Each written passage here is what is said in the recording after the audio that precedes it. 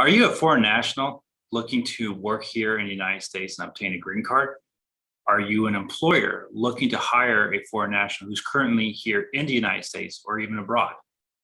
Hi, my name is Luis Hess, and I'm here to talk to you today about the EB-2 or EB-3 green card process, which is the standard way in which foreign nationals obtain permanent residency here in the United States through employment. So there are essentially 5 steps into obtaining a green card through this process. The first step is called the prevailing wage. This is where the employer submits an application with the Department of Labor.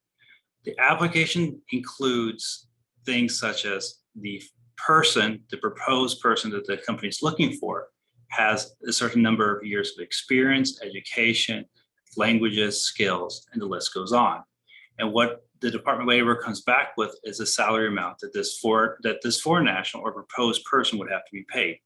Now, what is important to point out here is that if a company currently employs a foreign national, and this is the person that they want to be hiring for the green card, the company does not have to make any changes to that person's salary.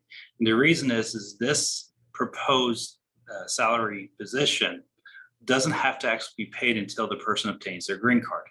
Now, the second part of this overall process requires that the employer actively look for a U.S. citizen or other work authorized individual to fill this position. That is, the employer is entering into the advertising, recruitment, and marketing aspect of the process. This involves the employer actively placing advertisements within the local newspaper, the state work permission, or other online forums such as monster.com, in which the prospective employer is advertising this position to the public. Just because there's an advertisement doesn't necessarily mean that the employer be flooded with qualified applicants. The fact of the matter is that a prospective employer can tell a prospective employee that they must print and mail their application to the employer. That is, they will not accept faxed applications or emailed applications. This reduces the number of people who actually end up applying.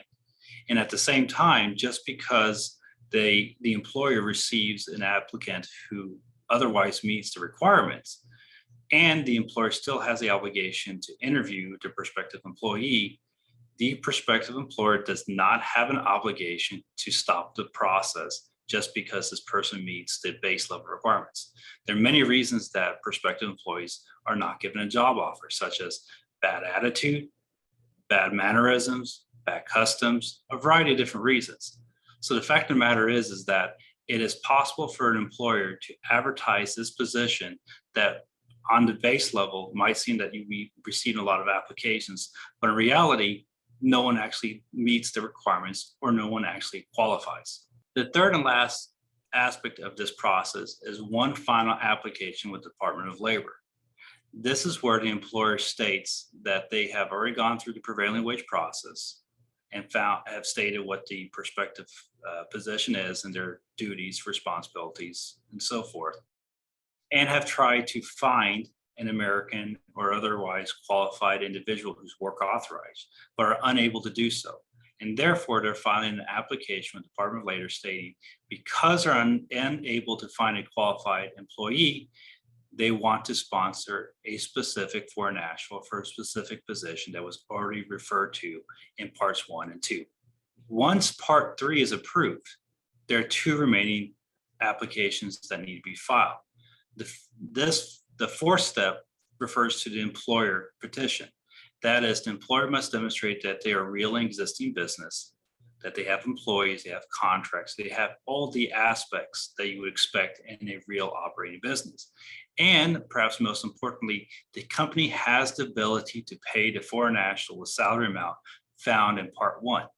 That is, if a company has the cash flow and has the ability to pay whatever the per offered salary was, they can continue to step 5.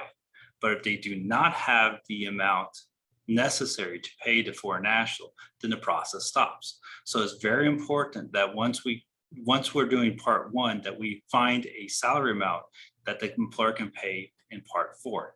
Once we are successful in part 3, we move on to steps 4 and 5. Step 4 focuses on the employer. Now, the questions before the employer are you really existing? Do you have employees? Do you have contracts? Do you pay your taxes? Do you have all the trappings normally associated with a real operating business? But perhaps the most important question that the employer must answer is, do they have the ability to pay the foreign national? That is, in part one, we got a salary amount that must be paid. In part four, the employer must demonstrate that they have the ability to pay this individual. If they do not, the application process stops.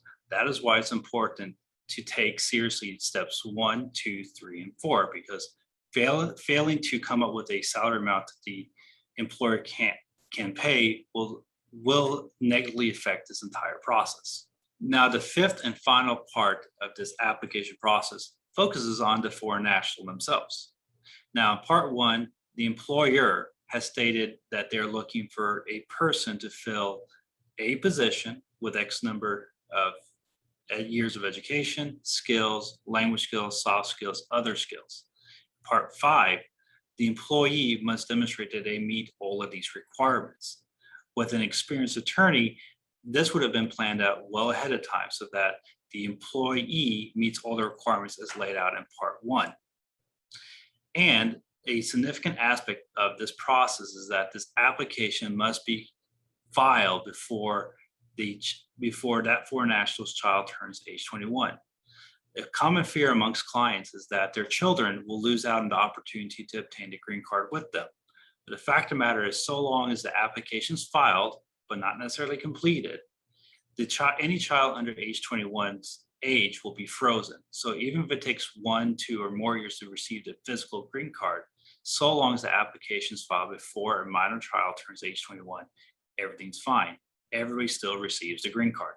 So what are the benefits of this process? Well, the fact of the matter is, everybody receives a green card. The green card is good for 10 years. Everybody can receive a social security number. Everybody can live, work, and stay in America permanently. Now, you can certainly leave the United States for long periods of time. However, you're still obligated to come to the United States and visit every 6 months. And the fact of the matter is, so long as you maintain the green card for at least 5 years and live in the United States for an aggregate of 3 years, you can then apply for U.S. citizenship. The fact of the matter is that this process, while it sounds simple, is fairly complex. But at the same time, a U.S. employer can certainly find a way to sponsor a foreign national for a green card. Similarly, a foreign national with a job offer from a U.S. employer can certainly find a way to stay here in the United States. It doesn't matter whether or not the foreign national has a master's degree, a bachelor's degree, or no degree at all. The truth is that anybody can qualify, from an engineer to somebody involved in medicine to somebody who flies airplanes or drives trucks. Anyone can qualify for a green card. If you'd like to learn more about this process, please give us a call. We'd be happy to sit down with you and come up with a strategy in which someone can obtain a green card.